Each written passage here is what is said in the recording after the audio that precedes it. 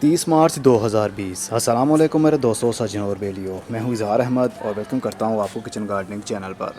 अक्सर हम जब घरों में टमाटर लगाते हैं, टमाटर जब उग जाते हैं तो उसके बॉटम पर नीचे वाली साइड पर टमाटर के नीचे एक सर्कल सा बन जाता है, गोल सा, और आहिस्ता आहिस्ता से वो गलना शुरू हो जाता है।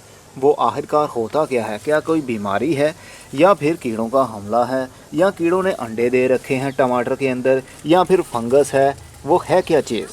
तो फ़िलहाल के लिए मेरे किसी भी पौधे के ऊपर ऐसी प्रॉब्लम नहीं दिख रही है मुझे, क्योंकि मैंने काफ़ी अभी ढूंढने की कोशिश भी की है कि कोई एक टमाटर ही मुझे ऐसा नज़र आ जाए कि जिसके ऊपर वो प्रॉब्लम चल रही हो, ताकि थोड़ा सा डिस्क्राइब करने में आसानी हो सकती है। लेकिन कोई बात नहीं, वैसे ही आपको बताता हूँ वो किस प्रॉब्लम की वजह से हो सकता है।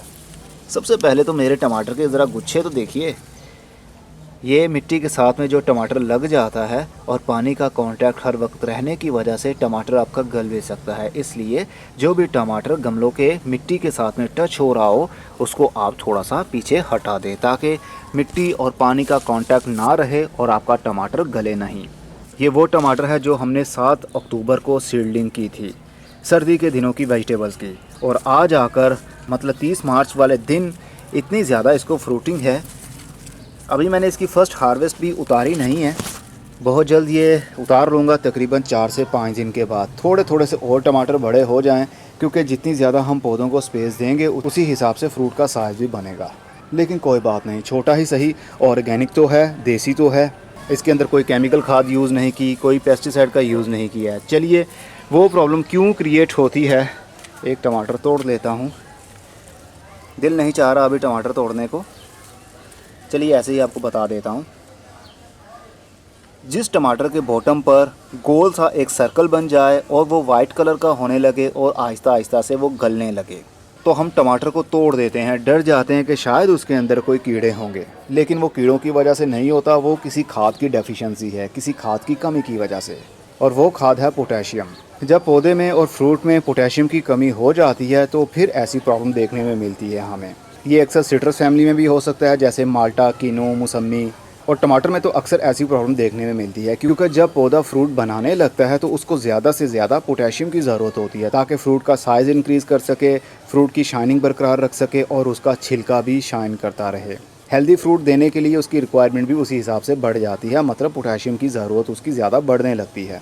ऐसे में हम NPK 20-20-20 खाद भी यूज़ कर सकते हैं। ऐसे में हम ऐसी खाद भी यूज़ कर सकते हैं जिसके अंदर पोटेशियम का रेशियो कुछ ज़्यादा हो, जैसे कि 5-15-45।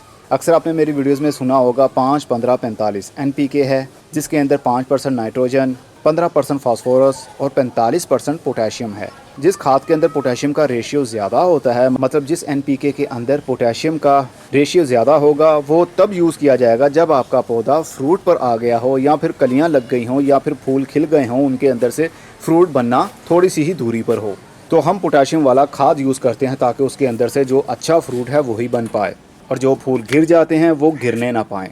लेकिन अगर हमारे पास NPK खाद नहीं है तो फिर हम क्या यूज़ करें? तो उसकी जगह पर हम यूज़ कर सकते हैं लकड़ी की राख।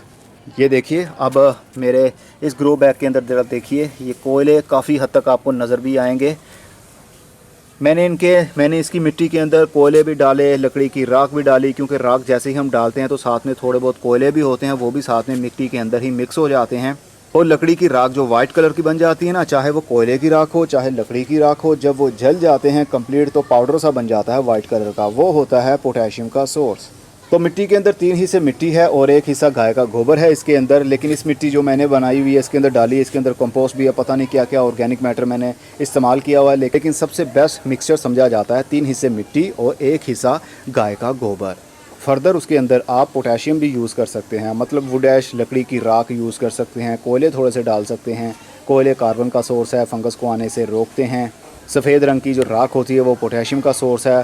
पोटेशियम की कमी जब नहीं होगी पौधों को तो उसका फ्रूट का साइज़ भी इंक्रीज़ होगा और वो शाइन भी करेगा और उसके नीचे सर्कल नहीं बनेगा। सर्कल तभी बनता है जब पोटेशियम की कमी हो जाए। उम्मीद है आपको पोटेशियम की कमी की वजह भी पता चल चुकी होगी और फ्रूट आपका क्यों उस तरह का हो जाता है नीचे से, वो भी पता चल गया होगा। अब मैं चलता हूँ, खुदा हाफिज़।